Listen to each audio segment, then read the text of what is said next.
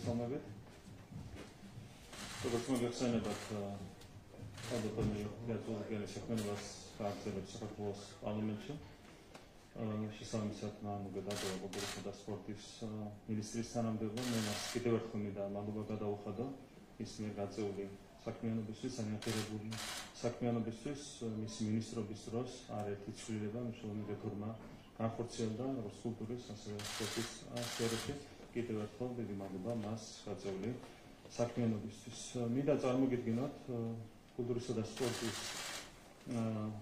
მინისტრის კანდიდატურა მინისტრი, უпростоრად მანამდე მინდა განაცხადო, რომ არჩევნების დასრულებისთანავე ჩვენ დავაინიცირებთ საკანონმდებლო ცვლილებას, რომლის მიხედვითაც მოხდება სამინისტროს გაყოფა, ან კულტურის სამინისტრო ჩამოყალიბდება როგორც ცალკე ინსტიტუტი და ჩამოყალიბდება ცალკე სპორტის სამინისტრო. როგორც მოგეხსენებათ, ჩვენ გვაქვს ძალიან დიდი წარმატებები სპორტის სფეროში, ბოლო წლების განმავლობაში განსაკუთრებული ყურადღება ეთმობა სპორტის განვითარებას და სამინისტროს შექმნაც, ცალკე სპორტის სამინისტროს შექმნაც იქნება ყურადღების კიდევ ერთი გამოხატულება, სპორტის გარჩევა რა თქმა უნდა განსაკუთრებულ პრიორიტეტად და სწორედ ამის გამოხატულება იქნება დამოუკიდებელი სპორტის სამინისტროს არსებობა. რაც შეეხება კულტურის და სპორტის მინისტრს, ვიდრე თქვენებრივია სამინისტრო გაიყოფა, იქნება ერთი მინისტრი, მინდა წარმოგიდგინოთ ალბათონი თინათინ უხაძე, კულტურის და სპორტის ახალი მინისტრი. მე მინდა გაგაცნოთ მისი ბიოგრაფიული მონაცემები. 1999 წლიდან ის გახდა საქართველოს ახალგაზრდა შემოქმედებათა გაერთიანების დირექტორის მოადგილე, კამერული ორკესტრის თბილისის კონცერტინოს დირექტორი, ასევე მოგვიანებით ის ჰოტელი ფესტივალ მანას აღმასრულებელი დირექტორი, იყო მოგვიანებით TBC-ს გენერალური პროდიუსერი, ასევე გახდა საქართველოს რადიო მაუწყებლობის პროდიუსერთა საბჭოს აპარატის უფროსი და პროდიუსერი, იყო ასევე შედესა მელოდია არტის დირექტორის მოადგილე, გენერალური პროდიუსერი, ასევე ის გახდა საჯარო სამცირული პირის თბილისის ვასო აბაშიძის მუსიკისა და დრამის თეატრის გენერალური დირექტორი, იყო თბილისის მუნიციპალიტეტის საკრებულოს მრჩეველი განათლებისა და კულტურის საკითხებში და 2016 წლიდან დღემდე ის გახდა მოსწავლე ახალგაზრდობის ეროვნული სასახლის დირექტორი და ალბათონ თინათინს უსურო წარმატებები კულტურისა და სპორტის მინისტრის თანამდებობაზე და მოგვიანებით კულტურის მინისტრის თანამდებობაზე. რაც შეეხება სპორტს, გვინდა წარმოგიდგინოთ ბატონი შალვა გოგოლაძე, რომელიც ამ ეტაპზე დაიკავებს მინისტრის პირველი მოადგილის თანამდებობას, იქნება სპორტის კურატორი კულტურისა და სპორტის სამინისტროში, ხოლო მას შემდეგ, რაც გამოიყოფა სპორტის სამინისტრო, ის დაიკავებს სპორტის მინისტრის თანამდებობას, ასეთია ჩვენი პოლიტიკური გუნდის გადაწყვეტილება. ამ შემთხვევაშიც მინდა წარმოგიდგინოთ ბატონი შალვა გოგოლაძის ბიოგრაფია.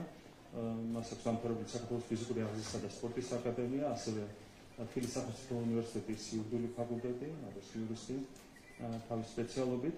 ის ეწეოდა წლების განმავლობაში წარმატებულ საადვოკატო საქმიანობას, სხვადასხვა დროს ის იყო სპორტისა და ახალგაზრდობის საქმეთა სამინისტროს სპორტულ-გამაჯანსაღებელი კომპლექსის დირექტორი, იყო საქართველოს ოლიმპიური რეზერვების სადების ეროვნული ცენტრის დირექტორი და წლების განმავლობაში ის იყო ასევე თბილისის მერიის განათლების, სპორტისა და ახალგაზრდულ საქმეთა სახალხო სამსახურის ხელმძღვანელის მოადგილე და 2015 წლიდან წლების განმავლობაში ის იკავებდა მინისტრის მოადგილის თანამდებობას და მაშინაც კურირებდა სპორტის მიმართულებას. შესაბამისად, მას აქვს ძალიან ფართო გამოცდილება სპორტის სფეროში და დარწმუნებული ვართ, რომ ის იქნება ძალიან წარმატებული ჯერ პირველი მოადგილე სამინისტროში, შემდეგ უკვე ძალიან წარმატებული სპორტის მინისტრი. ბატონ შალვასაც მინდა უსურო წარმატებები, მინდა თქო დიპლომატიას მოგვარდებული სიტყვით და შემდეგ მე დავჭერთ მინისტრებართით კითხვა-პასუხს.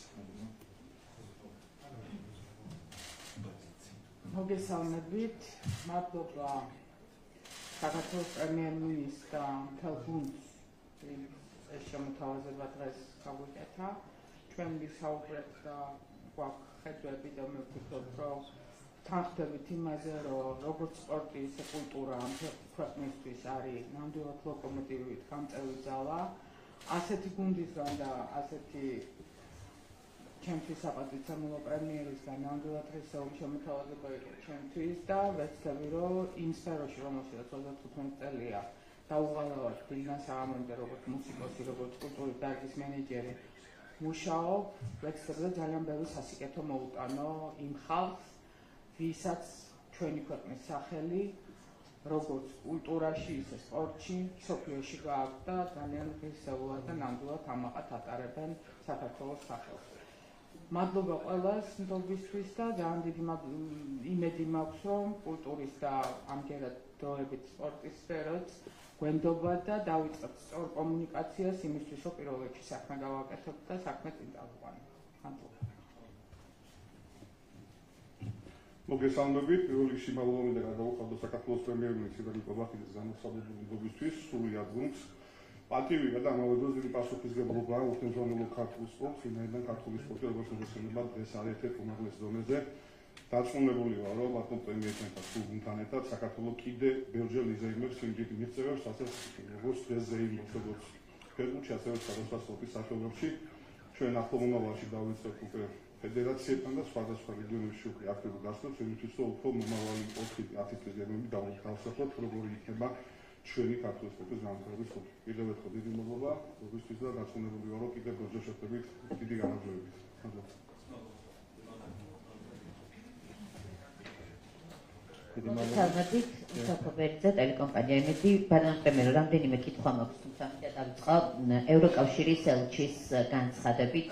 თქვენ იცით, რომ არა მხოლოდ ის, არამედ პარტნიორები ბოლო პერიოდი აქტიურად აკეთებენ განცხადებებს, რომლებიც ალბათ უფრო მოწოდებებს გავს და თანაც ეს არჩევნებამდე დარჩენილ სულ რამდენიმე დღეში ხდება. მაგალითად, მისგან დღეს ითქვა, რომ თუ საქართველოს მოსახლეობა გადაწყვეტს, რომ ერთპარტიული იყოს სახელმწიფო, რომ არ ყავდეს დამოუკიდებელი მედია, თავისუფლად არ საქმიანობდნენ არასამთავრობო ორგანიზაციები, ასეთ შემთხვევაში საქართველო ოდესმე ევროკავშირის წევრი ვერ გახდებაო, არც დღეს, არც ხვალ და არც 2030 წელს. თქვენ როგორ იგებთ ამ განცხადებებს, სწორედ ახლა, როცა ძალიან ცოტა დრო არჩევნებამდე დარჩენილი?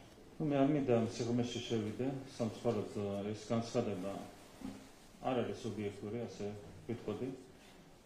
როცა საუბარია ერთპარტიულობაზე, ერთი პარტიის მიერ უმრავლესობის მოპოვება, ეს ანიშნავს ერთპარტიულობას. ეს არის ხალხის არჩევანი, რომელსაც ყველამ პატივი უნდა სცეს. როდესაც ქართულმა ოცნებამ 20 წელს მიიღო ყოველი მეორე ამორჩევლის ხმა, ეს იყო ხალხის ნება, რომ ერთ პარტიას, ქართულ ოცნებას ემართა ეს ქვეყანა ნაცმოძრაობის თუ მისი რომელიმე დანაყოფის მონაწილეობის გარეშე. ხალხმა გადაწყვიტა. ის რომ ერთი პარტია არის დღეს უმრავლესობაში, ეს ანიშნავს ერთპარტიულობას. ეს ნებისმიერ სახელმწიფოში შეგიძლია გამოიკითხოთ. წინააღმდეგ შემთხვევაში ამერიკის შეერთებული შტატების გამოდის ხო ერთპარტიული სახელმწიფო, უკრაინა, მოლდოვა, სხვა განვითარებული ქვეყნები, ეს ხო აბსურდია. ამიტომ მე ყველას ურჩევ, რომ კარგად გადახედონ პოლიტიკის თეორიის სახელმძღვანელოებს, სამართლის სახელმძღვანელოებს, სადაც პირდაპირ წერია, რომ ერთი პარტიის ყოფნა უმრავლესობაში არ ნიშნავს ერთპარტიულ მართლობას. რაც შეეხება NGO-ების საკითხს, თქვენ მოგეხსენებათ, რომ NGO-ებს არავინ არ ზღუდავს ამ ქვეყანაში, ერთ-ერთი რაც მათ მოეთხოვებათ ახალი კანონით, ეს არის ფინანსების გამჭირვალობა, რაც არის ერთ-ერთი უმნიშვნელოვანესი ევროპული პრინციპი. როდესაც გამჭირვალობას ფუთავენ შეზღუდვად, ეს არის რა თქმა უნდა სერიოზული პრობლემა.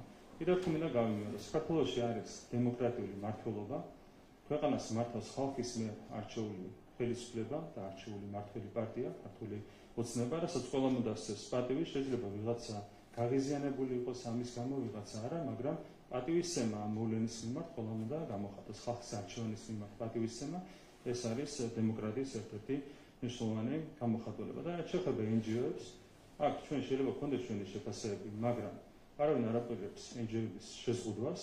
NGO-ების გამჭირვალობა არის ერთ-ერთი მოთხოვნა, რომელიც არის ასახული გამჭირვალობის შესახებ კანონში. აქედან გამომდინარე, მე ვისურვებდი მეტ ობიექტურობას, თუმცა ახაც ვიტყვი ერთ რამეს, რომ ეს ყველაფერი არის დროებითი, როგორც კი გადაივლის ერთი არჩევნები, მეორე არჩევნები, სხვა ქვეყანაში არჩევნებს გულისხმობ, როგორც კი დასრულდება უკრაინაში ომი, მაშინვე დასრულდება ეს არასწორი შეფასებები და მაშინვე გადაიტვირთება ურთიერთობები საქართველოს ევროკავშირსა და საქართველოს ამერიკის შეერთებულ შტატებს შორის, რასაც აქვს ჩვენთვის ბუნებრივია პრინციპული სტრატეგიული მნიშვნელობა.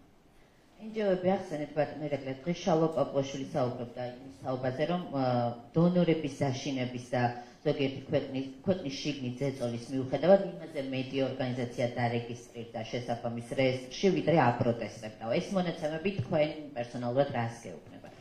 ამას აქვს მარტივი ახსნა.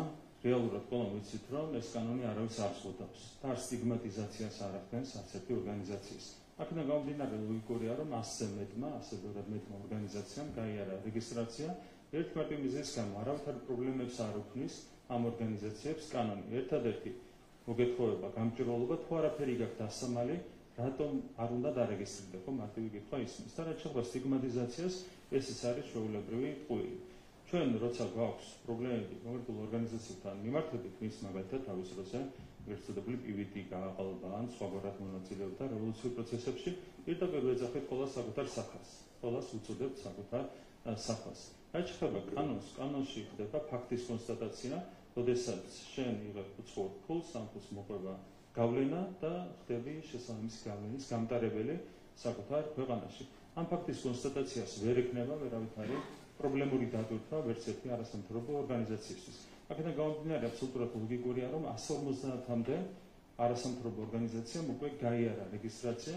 ეს არის მათი სამოქალაქო პასუხისმგებლობის გამოხატულება, მათ არ ეშინიათ განსაჯაროებულნი საკუთარი ფინანსები და მალუპოვმა გადაუხადოთ რა თქმა უნდა თითოეულ ასეთ ორგანიზაციას გამოვლენილი მაღალი სამოქალაქო პასუხისმგებლობისთვის. რაც შეეხება სხვა ორგანიზაციებს, აქ აშკარაა, რომ მათ აქვს ბევრი რამ დასამალი და სწორედ ამიტომ არ განია რეგისტრაციას. ბოლო კითხვა მექნება ჯგუფი მგზავრებთან დაკავშირებით მომხდარ ინციდენტის თაობაზე, ვიცით რომ მათ უნდა მიიღოთ მონაწილეობა თბილისის მერის ორგანიზებულ ღონისძიებაზე, მას შემდეგ რაც ეს ცნობილი გახდა, პრინციპში სოციალურ ქსელში გუშინ ერთ-ერთი მთავარი თემა ეს იყო, ამის შემდეგ ნახეთ მათი განცხადება, რომ აღარ მიიღებენ ამ კონცერტში მონაწილეობას. რა შეფასება გაქვთ ამ დროს თქვენ, ანუ რეალურად რასთან გქონდა საქმე და ისინი არიან თუ რაღაცნაირად ბულინგის მსხვერპლი და ამიტომ თქვენ თუ არა უარი. დიახ, ეს არის კიდევ ერთი მოვლენა, რომელიც შეგვახსენებს, თუ რამდენად მძიმე გამოხატულება აქვს ლიბერალურ ფაშიზმს საქართველოში და ზოგადად მსოფლიო მასშტაბით. მე ორი თვის წინ მოვისმინე რობერტ ფიცოს, სლოვაკეთის პრემიერ-მინისტრის 10 წუთიანი ვიდეო მიმართვა, მაშინ რაც პირველად გამოვიდა სამოწყოფოდან, მასე თავდასხმის შემდეგ და ის ყვებოდა იმის შესახებ, თუ როგორია ლიბერალური ფაშიზმის გამოვლენა სლოვაკეთში. 10 წუთიანი ვიდეო მიმართვა იყო. ეს 10 წუთიანი მიმართვა რეალურად ზუსტად ასახავს იმ რეალობას, რაც არის საქართველოში. ეს რას აჩვენებს, იცით, რომ ლიბერალური ფაშიზმის გამოვლენა ზუსტად იდენტურია საქართველოში და სლოვაკეთში. რაც იმას ნიშნავს თავის მხრივ, რომ ეს ახალი მიმდინარეობა და იდეოლოგია არის კოორდინირებული გლობალურ დონეზე იმ ძალების მიერ, რომელსაც ჩვენ უწოდებთ გლობალურ ომის პარტიას. და ჩვენ უნდა ვიბრძოლოთ, რა თქმა უნდა, ლიბერალურ ფაშიზმს, ამ შემთხვევაში ვიხილეთ მორიგი ლიბერალ ფაშისტური თავდასხმა, კონკრეტულ მუსიკალურ ჯგუფზე, მგზავრებზე, სამწუხაროდ ეს არ ამართლებს, რა თქმა უნდა, მათ გადაწყვეტილებას, მაგრამ გარკვეულწილად შეიძლება ახსნა მოუძებნოთ იმ გადაწყვეტილებას, რომელიც მათ მიიღეს, ძალიან ასე ვთქვათ, მძაფრი არის ხოლმე ლიბერალური ფაშიზმის თავდასხმები, ამა თუ იმ პირის მიმართ, ამა თუ იმ ასე ვთქვათ, ორგანიზაციის მიმართ, შესაბამისად ამას აქვს ახსნა, მაგრამ რა თქმა უნდა, გამართლება არ აქვს. თავის დროზე, როცა ლიბერალური ფაშიზმი არ მძლავრობდა ასეთი ფორმით საქართველოში, ეს ჯგუფი კონცერტებს თავისუფლად ატარებდა, როგორც ქვეყნის შიგნით, ასევე ქვეყნის გარეთ. იქნებოდა ეს კიევი, მოსკოვი თუ ნებისმიერი სხვა ქვეყანა. მას შემდეგ, რაც გაძლიერდა ლიბერალური ფაშიზმი საქართველოში, უკვე ხედავთ, რომ კონკრეტულ ჯგუფს ეზღუდება კონცერტის გამართვა საქართველოშიც კი. შესაბამისად, ჩვენ უნდა ვებრძოლოთ სწორედ ლიბერალურ ფაშიზმს. ეს არის ერთ-ერთი მთავარი ამოცანა. სწორედ ამიტომ საუბრობთ ჩვენ კონკრეტული პოლიტიკური ძალების არაკონსტიტუციურად გამოცხადების მნიშვნელობაზე. როგორც კი არაკონსტიტუციურად გამოცხადებიან ლიბერალურ ფაშისტური პოლიტიკური ძალები, მაშინვე დასრულდება ლიბერალური ფაშიზმი ჩვენს ქვეყანაში და არც ასეთ ჯგუფებს აღარ შეექმნებათ მოგვიანებით პრობლემა. მოგესალმებით, ბატონო პრემიერო, მარიამ კოპალეიშვილი, ტელეკომპანია რუსთავი. არჩევნების მოახლოებასთან ერთად ჩვენ გვესმის სხვადასხვა ბრალდებები ოპოზიციის მხრიდან ხელისუფლების მისამართით და მე ვკითხავთ ერთ კონკრეტულ ნაწილზე, გაწოდებულ გაყალბებული პირადობების საკითხთან დაკავშირებით მაინტერესებს თქვენი შეფასება. დღეს ნაციონალურ მოძრაობაში არც ის ადამიანები დაასახელეს, ვისგანაც ეს ინფორმაცია აქვს და არც 2020 წლის მსგავსად აპირებენ, რომ ითანამშრომლონ კონკრეტულ უწყებებთან გამოძიებისთვის. თუმცა პარალელურად საია და სახალხო დამცველი მოუწოდებენ, რომ ამ საკითხზე გამოძიება დაიწყოს. თქვენ აი აქ როგორ ხედავთ ოპოზიციის მოტივაციას და თუნდაც იმას, რომ ისინი არ აპირებენ მაგალითად პროკურატურასთან თანამშრომლობას? ეს ისტორიული კამპანიები მიანიშნებს ერთ-ერთ რამეზე, რომ ოპოზიციას არ აქვს არჩევნებში წარმატების არავითარი იმედი. ყველა მიცის როგორია რეიტინგები, დღეს ქართული ოცნების რეიტინგი არის დაახლოებით 60% და შესაბამისია, ბუნებრივია, რადიკალური ოპოზიციის მწირი რეიტინგი. ასეთ პირობებში ისინი ხავს ეჭიდებიან და მათ გათვლა აქვს სინამდვილეში არა არჩევნების დღეზე, არამედ არჩევნების შემდგომ სიტუაციის არევას. თუმცა მაგაც იმდენად მწირია მათი რესურსი, რომ ბუნებრივია წარმატებული ისინი ვერც აქ იქნებიან. ეს არის ერთადერთი ახსნა იმ ყალბი ბრალდებებისა, რაც ისმის როგორც რადიკალური ოპოზიციის, ისე მასთან დაკავშირებული NGO-ების ხმიდან. თქვენ გახსოვთ, იყო თავისი რუსეთის პროცესები 2018 წელსაც იყო ყალბი ბრალდებები საერთაშორისო გამჭირვალობამ წარმოადგინა ყალბი ბრალდებებთან დაკავშირებით, რომ თითქოს ყალბი პირადობის მოწმობები იბეჭდებოდა, ჩვენ დავამტკიცეთ, რომ ეს იყო ტყუილი, თუმცა იქიდან წარმოიდგინეთ 6 წელი გავიდა და დღემდე საერთაშორისო გამჭირვალობას ბუდიშიც კი არ მოუხდია ასეთი ყალბი ინფორმაციის გავრცელების. რატომ? იმიტომ რომ მათ ყალბი ინფორმაციები მოგვიანებითაც ჰქონდათ გასავრცელებელი. დღესაც არიან დაკავებული ერთ-ერთი რამით, ეს არის ყალბი ინფორმაციების გავრცელება. ეს არის იმ ტრადიციის გაგრძელება, რაც განსაკუთრებით აგვამახსოვდა ჩვენ პივიტის გაყალბებიდან, როცა არა მარტო ისვედმა, ამას ხაზი უნდა გაუსვა, ისვედთან ერთად სხვა NGO-ებიც იყვნენ ჩართული პივიტის პარალელური ხმის დათვლის გაყალბებაში, იმიტომ რომ საბოლოო ჯამში განცხადებას პივიტისა და ცესკოს მონაცემების ასწენასთან დაკავშირებით ხელს აწერდა ათეულობით NGO ისვედთან ერთად.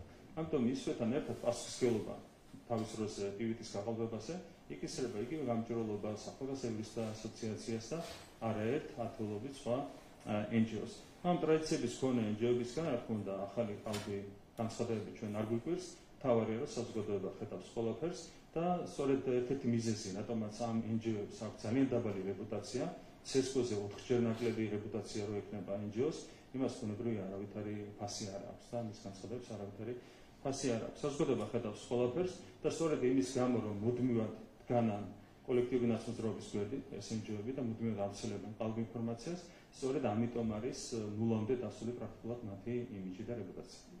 ბატონო პრემიერო, თქვენ როდესაც საუბრობთ უცხო ქვეყნის დასხრიდან ჩვენში და საქმეებში ჩარევაზე, დღეს ეს მცდელობა დაინახეს მათ შორის ევროპული საბჭოს დასკვნაში, სადაც წერია, რომ მნიშვნელოვანია საქართველოში არჩევნები ჩატარდეს თავისუფალ სამართლიან გარემოში, იყოს საერთაშორისო დამკვირვებლების მობილიზება და ასევე ცოტა ხნის წინ მაკრონმაც ისაუბრა ერთ კონკრეტულ მიმართულებაზე, სადაც ის ამბობს, რომ ჩვენ შეშფოთებულები ვართ, როცა მთავრობის მიერ გადადგმული ნაბიჯები ფაქტობრივად იწვევს გაწევრიანების პროცესის შეჩერებასო. ხედავთ თუ არა აქ კონკრეტულ мотивაციას მათ მხრიდან? კიდევ ერთხელ ეს განცხადებები არის დროებითი, გარკვეულ განცხადებებს აქვს მიზანი, რომ რაღაცნაირად გავლენა მოახდინონ არჩევნების შედეგებზე, თუმცა აქაც ნულოვანია რეალურად რესურსი, როგორც კი დასრულდება არჩევნები, დასრულდება ომი უკრაინაში, მაშინ ეს განცხადებები შეიცვლება და გადაიდურდება ურთიერთობები როგორც ევროკავშირთან, ასევე ამერიკის შეერთებულ შტატებთან. რაც ხდება არჩევნებს,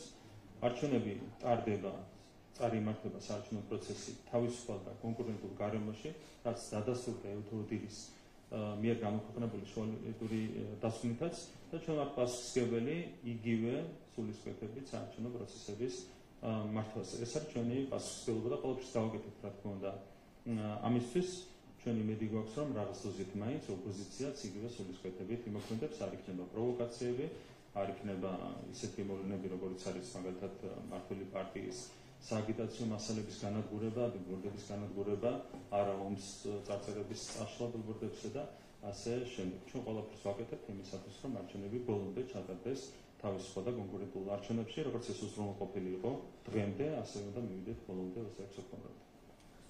გამარჯობა, რუსუდან დუმბაძე, ტელეპირველი. ამავე თემაზე გავაგრძელებ. თქვენ საუბრობთ მათ მოტივებზე, თუმცა აი მაკრონის განცხადება ახსენეს, მე მინდა კითხოთ ევროპულ საბჭოზე, გუშინდელი განხილვის შემდეგ დოკუმენტში სხვადასხვა მიმართულებით, სხვადასხვა ქვეყანაზე ევროკავშირის პოზიცია გამოხატული და საქართველოზე ნათქვამია, რომ ისინი ხედავენ ქართველი ხალხის ევროპულ მისწრაფებებს, შესწრაფებას გამოთქვამენ საქართველოს მთავრობის ქმედებების გამო და ნათქვამია, რომ ეს ეწინააღმდეგება ევროკავშირის პრინციპებს. თქვენ რა პასუხისმგებლობას გრძნობთ, როცა 27 სახელმწიფო თანხმდება, რომ თქვენ ეწინააღმდეგებით ევროკავშირის პრინციპებს? და ამ დროს უკრაინას და მოლდოვას აქვს დადებითი შეფასებები, სადაც ერთმანეთის მიყოლებით ხურავენ ტელევიზიებს, ხურავენ პოლიტიკურ პარტიებს, აღარ არსებობს არც მედია პლურალიზმი, არც პოლიტიკური პლურალიზმი ყავის კორუფცია, არის მძიმესი პრობლემები, ინსტიტუტები არის უდიდრესად სუსტი, მოლდოვა რჩება DST-ის წევრად, აქ ობიექტურობა მთავარი. და ამას გადავს ზუსტად საზოგადოება. აი მოლდოვასთან დაკავშირებით კი ბატონო, საქართველოს უბრალოდ მოლდოვის მთავრობის რეფორმების პროცესში გადადგმა ჯებს რომელი რეფორმა? ტელევიზიის დახურვა თუ პოლიტიკური პარტიების დახურვა, რომელი რეფორმა იქნება? თუ კორუფცია რო ყავის, ეს არის რეფორმა. თქვენ შეგეძლოთ ამაზე გესაუბროთ მათ შორის ევროპულ პარტნიორებთან, თუმცა ფაქტი ის არის, რომ 27 სახელმწიფო ამაზე თანხმდება. ყველაფერი იცის. ანუ ეს რას მათიბრალია ყველაფერი თქვენ პასუხისმგებლობაზე ის ინტერესები, რაც არის საქართველოს მიმართ და თქვენ იცით რა ინტერესებზე საუბრობთ. რა ინტერესებზე საუბრობთ? ძიმე ინტერესები იყო საქართველოში, რაც გამოიკვეთა 2022 წლის თებერვლიდან გლობალური მის პარტია, მისი გავლენა ევროკავშირზე, აი ამ ინტერესებზე გესაუბრებთ. არა, თუ შეიძლება პასუხისმგებლობა, თქვენი პასუხისმგებლობა მაინტერესებს. თქვენი პასუხისმგებლობა არის ის, რომ საქართველოში ინსტიტუტები არის 10-ჯერ უფრო ძლიერი, ვიდრე მოლდოვასა და უკრაინაში. კორუფციის სიმცირის კუთხით გვაქვს 10-ჯერ უკეთესი მდგომარეობა, ვიდრე მოლდოვას და უკრაინას. პოლიტიკური პლურალიზმი, მედია პლურალიზმი, ადამიანის უფლებები, დემოკრატია ზოგადად ყველა მიმართულებით, ეკონომიკური წინსვლა, ყველა მიმართულებით 10-ჯერ უსწრებთ უკრაინას და მოლდოვას. ეს არის ჩვენი პასუხისმგებლობა. დანარჩენი სიმართლეზე პასუხისმგებელი არიან ის ადამიანები, რომლებიც განცხადებს საკითხს. თქვენი პასუხისმგებლობა რაში გამოიხატება ბატონო ირაკლი, რომ ამ ეტაპზე ევროინტეგრაციის პროცესი არის შეჩერებული და 27 სახელმწიფო ამაზე თანხმდება. დევერხელ გამიმეორე. 10-ჯერ მეტი სურვილია მათ შორის საქართველოს ქართველ მოქალაქეებში ევროკავშირში ინტეგრაციის, თუმცა მნიშვნელობა აქვს ვინ წარმოადგენს ამ ხალხს. თქვენი პასუხისმგებლობა სადაა? ნაცმოძრაობა უნდა წარმოადგენოს, რომ ევროკავშირის წევრი გახდეთ? ნაცმოძრაობაზე არ გესაუბრებით, თქვენ წარმოადგენთ ახლა ქართულ ხალხს, ნაცმოძრაობაზე არ არა, მესიჯი ეს არის, ხო, რაც გაქვთ ალაგებული მესიჯი, რომ კოლექტიური ნაცმოძრაობა, ანუ სისხლიანი რეჟიმის ხალხი თუ არ დაუბრუნდება ხელისუფლებაში, საქართველოს არ ეხერხება ევროინტეგრაციას. ეს თქვენი მესიჯი. ჩვენი მესიჯია, რომ საქართველოს უნდა გააგრძელოს ზუსტად ასე წინსვლა იმისათვის, რომ 2030 წლისთვის გავხდეთ ევროკავშირის წევრი ქვეყანა. ანუ და განვითარდეთ ბევრად უფრო სწრაფად, ვიდრე უკრაინა და მოლდოვა, როგორც ეს ხდებოდა გასული წლების განმავლობაში. ეს არის ჩვენი პასუხისმგებლობა. მარტივად არის ყველაფერი. ამ მოცემულ სიტუაციაში ამ ეტაპზე რა წერტილშიც ვართ გაჩერებული?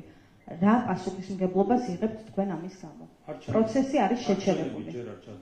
რაღაცნაირად შევეჩვიეთ ამ კრიტიკასაც, ზუსტად ერთი და იგივე ტექსტები შეიძლება გვესმოდეს, რომ ეწინააღმდეგებით პრინციპებს ავტორიტარული გიწოდეს უკვე შეერთებულ შტატებში და რაღაცნაირად ყურიც მიეჩვია, მაგრამ პასუხისმგებლობა გაგვაგებინეთ. ყველაფერი ტყუილია.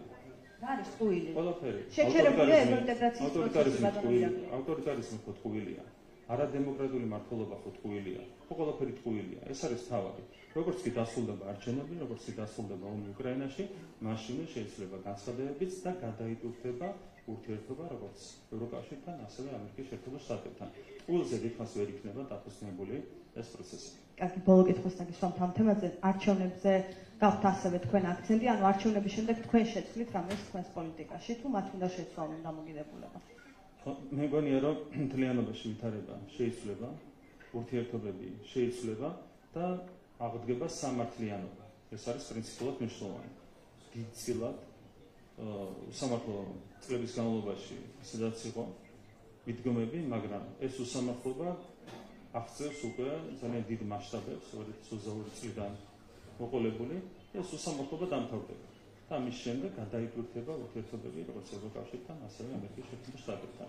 ამასთან დაკავშირებით ჩვენ გვაქვს ძალიან მყარი მოლოდინი ლოგიკაზე და ინფორმაციაზე დაფუძნებული მოლოდინი.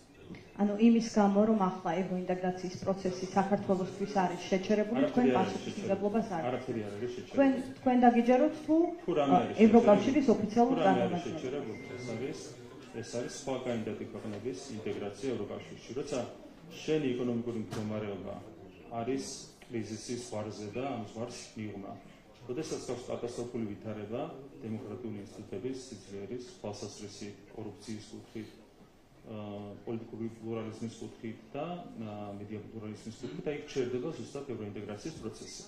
და საქართველოში ყველაფერი არის რადიკალურად განსხვავებული, ხო? საქართველოში გაქვს დემოკრატიის მაღალი ხარისხი, პოლიტიკური პლურალიზმის მაღალი ხარისხი, მედია პლურალიზმის მაღალი ხარისხი, კორუფციის დაბალი დონე, ყველა მიმართულებით. გვაქვს ისეთი ვითარება, რაც ხელს შეუწყობს იმას, რომ 2030 წლისთვის ჩვენ გავხდეთ სწორედ პირველი ევროკავშირის წევრი ქვეყანა. არა, პასუხს არ ვიღებ და მინდა რომ პასუხი გამაგებინოთ. არა, ბატონო ირაკლი, თუ შეიძლება იმის გამო რომ მედია პლურალიზმი არსებობს ქვეყანაში, ამის გამო არ შეჩერებულა ევროინტეგრაციის პროცესი. თქვენ რომ 2 წელი ადანაშაულებთ მათ რომ გაიძულებენ ომში ჩათრევას და გაქვთ ანტიდასავლური რიტორიკა, რომ მათ მტრებად აცხადებთ, 2 წლის შემდეგ შეაჩერეს პროცესი. თქვენი პასუხისმგებლობა რა არის? ეს თქვენი დასკვნაა. ჩემი დასკვნას გეტყვით რა არის? არა, ისინი ასახელებენ ახსენ მიზეზად ანტიდასავლურ რიტორიკას მათ შორის. 22 წლის ივნისში, როცა არ მოგვენიჭა ჩვენ კანდიდატის სტატუსი, ყოველგვარი დასაბუთების გარეშე, ის მერეც გარედანვე დაფინანსებულმა NGO-მა წადეს რევოლუციის მოწყობა საქართველოში. ეს ყველაფერი არაფერს არ გეუბნება თქვენ?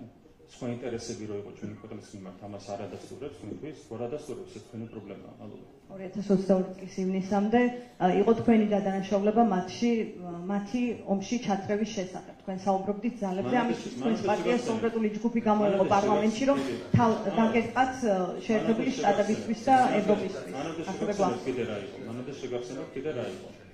დახულუკარს მიღმა რა შეხვედრები გაიმართა თებერვლის დასაწყისში და თებერვლის ბოლოს და მარტის დასაწყისში და მოგვიანებითაც რა შეხვედრები გაიმართა, ვინ მოდიოდა და რა გზავნილით მოდიოდა, ამაზე არაფერს არ ვამბობ. ეს ერთი. რაც შეეხება საჯაროდ რაც ხდებოდა. საჯაროდ გამოგვიყვანეს ქუჩაში ოპოზიცია და NGO-ები, ითხოვდნენ რუსეთისთვის სანქციების დაწესებას, რაც ნიშნავდა ქვეყნის ეკონომიკის ჩამოქცევას, ვის რა შეინტერესებდა, რატო ინტერესებდათ ეს ერთი. მეორე გამოიყვანეს ქუჩაში NGO-ები და ოპოზიცია, ითხოვდნენ უკრაინაში მთავრობის ოფიციალური თანხმობით მებრძოლი მოხალისეების გაგზავნას თვითმფრინავებით პირდაპირ, რაც პირდაპირ ნიშნავდა ქვეყნის ომში ჩართვას. ვის რა შეჭირდებოდა ეს ყველაფერი, რატომ დაგვიყვანეს ამ მოთხოვნებით NGO-ები და ოპოზიცია ქუჩაში. ამის შემდეგ 28 ფევრალი იყო ან 1 მარტი. უკრაინის ხელისუფლებამ გაიწვია ამ 2 საბაბით საქართველოსთან ელჩი, რომ ჩვენ არ დავაწესებთ სანქციები და არ გავაგზავნეთ უკრაინაში მებრძოლი მოხალისეები. ვის რა შეჭირდებოდა ეს ყველაფერი? ეს ჰაერიდან მოვიტანეთ ჩვენ? არ იყო მისგან მოწოდებები, არ იყო შესაბამისი ნაბიჯებიც გადადგმული და მე რომ გამოდიოდნენ უკრაინის ხელისუფლების მაღალჩინოსნები და რო ითხოვდნენ მეორე ფრონტის გახსნას ამ ქვეყანაში, რომ არავინ გაემიჯნა, არც ქვეყნის შიგნით და არც ქვეყნის გარეთ ამ გზავნილებს. ეს არის ამერიკას და ევროპას ასევე უნდა და გლობალურ ომის პარტიას უნდა და ომი. დანარჩენზე აი თქვენ როგორც ქრონოლოგიურად გამიცენეთ, მაშინ როდესაც თქვენ კითხვებს გისვამდნენ იმის შესახებ იგულისხმებოდა თუ არა ომში ჩამთრევების უკან შეერთებული შტატები, თქვენ კაფიო პასუხს აძლევდით, მე მახსოვს ასევე ქრონოლოგია თქვენს გემახსოვრებათ. თქვენ ამბობდით, რომ დეტალებში ვერ შეხვიდოდით და ვერ გაშლიდით თემას. და ამაზე საუბრობდა თქვენი გუნდი პარლამენტში, ამაზე საუბრობდა ივანიშვილი. რაღაც შემთხვევით რომ ახსენებდა, რომ კელი დეგნათან შეხვედრები ჰქონდა. თქვენი სტრატეგია ეს, რომ 2022 წლის გაზაფხულიდან დაიწყეთ მათი დადანაშაულება ომში და შესაბამისად 2 წლის შემდეგ შეაჩერეს პროცესი. ძალიან ბევრ ამას ჩვენ საერთოდ არ ვიხებთ და არ ვამბობთ. კიდევ ერთხელ, რა შეხვედრები გაიმართა, ვინ იყო მოსული, რა გვითხრა, რა მოგთხოვა თებერვლის დასაწყისში, თებერვლის ბოლოს, მარტის დასაწყისში, მარტის შუა რიცხვებში და მოგვიანებით. ამაზე არ ვსაუბრობთ. კიდევ ერთხელ შემიძლია ეს გითხრა.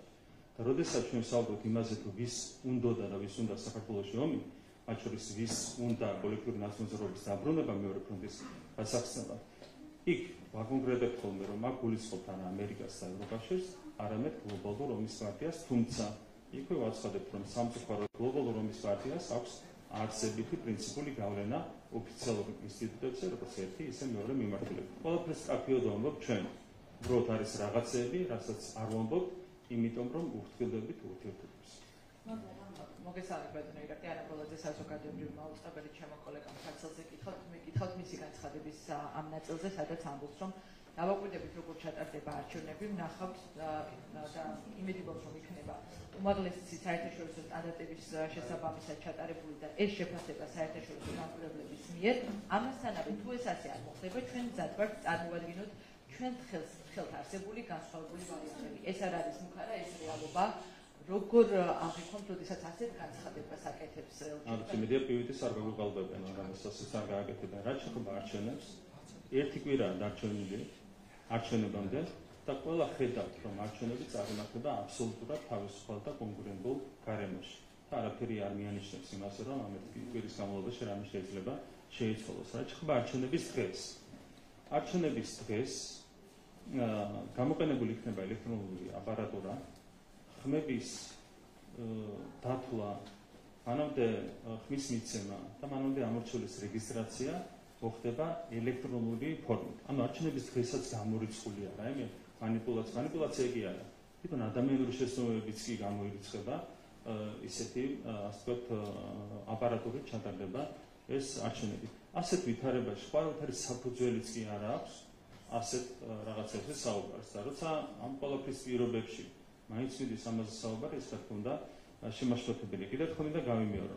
შეიძლება ვიღაც აღეზიანდეს იმის გამო, რომ ქართული ოცნება აიღებს აბსოლუტ 30% ამ არჩევნებზე და კოლექტიური ნაცმოძრაობა წააგებს ამ არჩევნებში. შეიძლება ვიღაცას ეწყინოს, რომ კოლექტიური ნაცმოძრაობა ვერ დაბრუნდება ხელისუფლებაში, ვეღარ აწამებს ადამიანებს, ვეღარ დახოცავს ქუჩაში 150 ადამიანს, ხო, რასაც აკეთებდნენ თავის დროს, როცა ხელისუფლებაში იყვნენ, ვეღარ მიიტაცებს ტელევიზიებს, ვეღარ გაძარცვავს ბიზნესებს, ვეღარ დაიწყებს ომს და აღარ დაგაგავს დამატებით საქართველოს ტერიტორიაზე. ვიღაცისთვის შეიძლება იყოს საწყენი და გამაღიზიანებელი, მაგრამ ყველა უნდა შეეგუოს ქართველი ხალხის არჩევანს. დღევანდელი მდგომარეობით ჩვენი მხარდაჭერა არის დაახლოებით 60%, რაც არის მშვიდობის დამსახურება, ეკონომიკური წინსვლის დამსახურება, რაც არის მათ შორის იმის დამსახურება, რომ ამ ოპოზიციას ყველანაირი რეპუტაცია აქვს დაკარგული, ასეთ პირობებში ვიღაცას კიდევ რომ აქვს ამ კოლექტიური ნაცმოძრაობის მოგების იმედი, ის აშკარად არასორი მიმართულებით ასრულებს.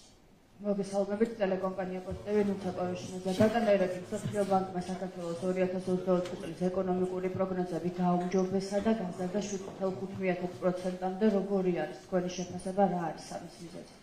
თქვენ იცით, რომ გვაქვს ძალიან კარგი ტემპები, საშუალოდ და ორნიშნა არის წელს პირველი პროფის მონაცემებით, გვაქვს ორნიშნა ეკონომიკური ზრდა, ზუსტად 10% შეადგინა ეკონომიკურმა ზრდამ. ჩვენ წინა 3 წლის განმავლობაში საშუალოდ დაგვნა 9.7%, რაც არის ევროპაში, რეგიონში ყველაზე მაღალი მაჩვენებელი. რა თქმა უნდა, ამ ტემპის შენარჩუნება არის ჩვენთვის ერთ-ერთი მთავარი პრიორიტეტი. ჩვენ წარმოადგენთ საარჩევნო პროგრამა, რომელიც მიუხედავად 4 წლის თავზე ჩვენი ეკონომიკა მიაღწევს 130 მილიარდ დოლარს, ჩვენი ბიუჯეტი გადააჭარბებს 40 მილიარდ დოლარს, 4%-მდე შემცირდება უმუშევრობა, 4%-მდე შემცირდება სიღარიბე, ამისთვის გვჭირდება იმ ტემპის შენარჩუნება და კიდევ უფრო მეტად დაჩქარება, რომელიც გვაქვს აღებული ეკონომიკური ზრდის მიმართულებით. რა თქმა უნდა, კარგია, რომ პროგნოზები უმჯობესდება, თუმცა ჩვენ გვინდა, რომ ამ პროგნოზებსაც დამატებით გადავაჭარბოთ, ეს არის ჩვენი ამბიციური ამბიცია. ერთი კითხვა და ბატონო, მე მაინტერესებს თქვენი აზრით, როცა ამორჩეველმა იცის, რომ კონკრეტული ხელისუფლების პირობებში მისთვის ევროინტეგრაციის პროცესი არის შეჩერებული და თქვენ ამორჩეველი ისევ ხმას აძლევს ამ ხელისუფლებას. თქვენი აზრით, ამით ამორჩეველი გაცემს თუ არა იმის ლეგიტიმაციას, რომ აღარც იზრუნოს ხელისუფლებამ დასავლური მიმართულებით ქვეყნის წაყვანაზე. ან ამ შემთხვევაში, ჩვენს შემთხვევაზე რომ ვისაუბრებთ, ქართულმა ოცნებამ მოახერხა და შეაჩერა ქვეყნის ევროინტეგრაციის პროცესი და ამის დასაწყისს ამორჩეველი ისმეს არჩევნებამდე დღეადრე 27 ქვეყნის წარმომადგენლისგან, მათ შორის არის თქვენი მოკავშირე უნგრეთიც. და თუ ისევ ქართული ოცნება მოახერხებს, რომ გახდეს გამარჯვებული ძალა ამ ქვეყანაში, ეს თქვენ მოგცემთ იმის ლეგიტიმაციას, რომ საერთოდ აღარ იზრუნოთ უკვე იმაზე, რომ ქვეყანა დაიყვანოთ დასავლური მიმართულებით. მე ერთი რამ მინდა გითხრათ, საქართველოში ევროინტეგრაციას ხარს უჭერს 85%, ქართულ ოცნებას 60%. ეს ნიშნავს იმას, რომ ასეთ ტყუილებს არავინ არ ჭამს საქართველოში, უხეშად მინდა გითხრათ ეს ყველაფერი. არავინ არ ყიდულობს ასეთ ტყუილებს საქართველოში. ის ფაქტი, რომ ევროინტეგრაციას ხარს უჭერს 85% და ქართულ ოცნებას 60%, ეს მიანიშნებს იმაზე, რომ ოპოზიციის მესიჯი ევროპასთან და რუსეთთან დაკავშირებით, ეს არის ხომ მათი მესიჯი, რომ ეს არის თითქოს რეფერენდუმი ევროპასა და რუსეთს შორის, რაც არის სრული სიყალბე. და ამ სიყალბეს ემთხვევა ის განცხადებები, რაზეც თქვენ საუბრობთ, ხო? 85% და 60% ერთად მიანიშნებს რაზე, რომ ქართულ ხალხს აქვს წმენა იმის მიმართ, რომ სწორედ ქართული ოცნების ხელისუფლება, ეს ხელისუფლება, რომელიც წაიყვანს ჩვენს ქვეყანას ევროინტეგრაციისკენ. მეორე მხარეს არის სრულიად ანტიევროპული პოლიტიკური ძალა, კოლექტიური ნაცმოძრაობა, ხო? და შეგახსენებთ, ვინ არიან ესენი. პარტია ნაცმოძრაობა 9 წელი იყო ხელისუფლებაში. რა გააკეთა 9 წლის განმავლობაში? აწამებდა ადამიანებს, გადააუსვა ციხეები, 2.5-ჯერ შევამცირეთ ჩვენ ციხეებში პატიმრების რაოდენობა და 10 ჯერ შევამცირეთ სიკვდილიანობა ციხეებში. ეს ხო თქვენი ანტიევროპული პოლიტიკური ძალა, ნაცმოძრაობა, რომელიც უნდა ვიღაცებს, რომ გაგვისაღონ ევროპულ ძალად, ხო? პირდაპირ ბიზნესის ტერორი მიდიოდა, ბიზნესის რეკეტი ყოველდღიურ რეჟიმში ხდებოდა 10,000 კაცს მარტო სახელმწიფოზე გადააფორმებინეს საკუთარი ქონება. ბიზნესის ტერორი, ტელევიზიების მიტაცება, ომი, უბედურება, 400 ადამიანზე მეტი დაიღუპა, მათ მიერ წამოწყებული ომის შედეგად 30,000 ადამიანი იქცა დევნილად, ეს ხო ყველაზე ანტიევროპული ხელისუფლება, რაც კი საქართველოს ყოლია და ვიღაცები გვეუბნებიან, რომ ეს ანტიევროპული პოლიტიკური ძალა უნდა დაბრუნდეს ხელისუფლებაში, იმისათვის, რომ ქვეყანას ჰქონდეს ევროპული პერსპექტივა. რატომ ის ტყუილი ამას საზოგადოება ხედავს? ეს ერთი. ახალს რაც შეეხება გვარამიას პარტიას, გვარამიას პარტია არის ზუსტად იგივე, ხო? არის ნაცმოძრაობის გაგრძელება, დანამატი, ერთი და იგივე არიან, ისინიც იყვნენ ნაცმოძრაობის ხელისუფლების მაღალჩინოსნები, ანუ ისინიც არიან პასუხისმგებელი ადამიანების წამებაზე, კლუბობაზე, ტელევიზიების იმიტაციებაზე, პირადად გვარამია, პირადად სხვა ლიდერები, მელია და ასე შემდეგ. ხო, პირადად არიან ისინი პასუხისმგებელი ამ დანაშაულებს და ვიღაც გვეუბნება, რომ თუ გვარამიას და სააკაშვილის პარტიები არ დაბრუნდება ხელისუფლებაში, ეს ანტიევროპული ძალები ამ შემთხვევაში ევროპა არ ეგერსება ქვეყანას. რატომ ის ყოველთან გვაქვს საქმე? უნდა ხდებოდეთ წესით, თავად რო არ განეკუთვნებოდეთ ამ პოლიტიკურ პარტიას. ლელოს რაც შეეხება, ლელო თვითონ ძარცვავდა უშუალოდ ხაზარაძე ბიზნესებს ამ ანტიევროპულ ძალასთან ერთად, შესაბამისად ლელოც არის ამ ანტიევროპული პოლიტიკური ძალის გაგრძელება. და რაც შეეხება გახარიას, მას აქვს შექმნილი კოალიცია ამ ანტიევროპულ ძალასთან 4 მუნიციპალიტეტში, გარდა ამისა, გარე დავალებებით გახარია აკეთებდა ყველაფერს იმისათვის, რომ ხელოვნურად დაეპირისპირებინა ერთმანეთთან სახელმწიფო და მოქალაქეები, პოლიცია და ახალგაზრდები. ეს გააკეთა მან მესტიაში, ეს გააკეთა მან ფანკისში, ეს გააკეთა მან ბასიანის კლუბში, ეს გააკეთა მან ოცინის, ეს გააკეთა მან სხვა ფორმით ჩორჩანაში. ამ აგენტურაზე გვესაუბრებიან ამ დანაშაულებრივ ძალებზე, ანტიევროპულ ძალებზე, რომ თუ ანტიევროპული ხელისუფლება არ დაბრუნდება, მაშინ არ გვეღებსება ჩვენ ევროპა. ამ ტყუილს არ იყიდის ქართული საზოგადოება. შეიძლება იყიდოთ თქვენ, როგორც პარტიის წარმომადგენელმა, მაგრამ ქართული საზოგადოება ამ მასშტაბის ტყუილს არ იყიდის. მე გიპასუხებთ აბსოლუტურად გენგიფას. ბატონო ირაკლი, საინტერესოა, როგორც ვიღებ ურთიერთობების გადაწყვეტას დასავლეთთან, მაშინ როდესაც აი ესეთი რიტორიკით საუბრობთ, ისევ აპირებთ, რომ გააუქმოთ ოპოზიციური პარტიები და რა რესურსით ცდილობთ საერთოდ ამ ურთიერთობების გადაწყვეტას, ეს ერთი და მეორე, როდესაც საუბრობენ პირადობების ჩამოთმევაზე. თქვენი პარტია აპირებს, რომ მოვიდეს კონსტიტუციური უმრავლესობით. მაშინ დაჭირდა მაშინ ქართულ ოცნებას, მის კოორდინატორებს პირადობების ჩამორთმევა წინასწარ, ემზადებით თუ არა გასაყალბებლად, ალბათ იტყვით რომ არა, მაგრამ გამორიცხავთ საერთოდ ამ ფაქტს, რომ პირადობებს ართმევენ მოქალაქეებს და მართლა გაუგებარი არის, ვერ ხვდებით, რატომ შეაჩერა ევროკავშირმა მოლაპარაკებები და დასავლეთმა თქვენს მთავრობასთან ურთიერთობა თუ ზოგადად მოსახლეობის გაბრიყვებას აპირებთ ამ პროპაგანდისტული იდეოლოგიით. ეს რა თქვა პირადობებს, ეს არის წმინდა წყლის ტყუილი, მათ შორის რუსთავთან დაკავშირებით გუშინ თქვენმა ტელევიზიამ გავრცელა ეს ინფორმაცია, რაც ტყუილი პირადობებს კონკრეტულ ადამიანებს ხვდნენ ხელშეკრულებების გასაგრძელებლად, ეს გაიგო თქვენი ტელევიზიის წარმომადგენელმა და უნდოდა ამის შეფუთვა, როგორც არჩევნებისთვის პირადობების ჩამორთმების მტკიცებულებებით დასტურდება, რომ თქვენმა ტელევიზიამ გავრცელა ტყუილი ამასთან დაკავშირებით. ასეთივე ტყუილია ყველა სხვა ამბავი, რომელიც უკავშირდება პირადობებს, ეს არის ხელოვნურად დაგეგმილი კამპანია, რომელსაც არავითარი საფუძველი არ აქვს. რაც შეეხება პოლიტიკური პარტიების არაკონსტიტუციურად გამოცხადებას. ამას ითვალისწინებს საქართველოს კონსტიტუცია და ითვალისწინებს კონსტიტუცია სწორედ იმიტომ, რომ ეს არის დემოკრატიული პროცედურა. ლიბერალური ფაშიზმი, ავტორიტარიზმი და შემდეგ ეს არის ისეთი მოვლენები, რასაც ჭირდება კონსტიტუციური პასუხი. და როდესაც საუბარია არაკონსტიტუციურად გამოცხადებას, მინდა შეგახსენოთ, რომ უკრაინაში, მოლდოვაში, სხვა ქვეყნებში გამოაცხადეს არაკონსტიტუციურად არაერთი პოლიტიკური პარტია. თუმცა ისინი არიან კანდიდატი ქვეყნები და არაცხადებს არავინ, რომ შეჩერდა მათი ინტეგრაცია ევროინტეგრაციის ევროკავშირის მიმართულებით, ხო? აქედან გამომდინარე, თავი არის რა არის სიმართლე. სიმართლე არის თავი ქართული საზოგადოებისთვის და გამომდინარე იქიდან, რომ საზოგადოება მიცის სიმართლე, სწორედ ამიტომ აქვს ქართულ ოცნებას 100%-იანი მხარდაჭერა. დიდი მადლობა.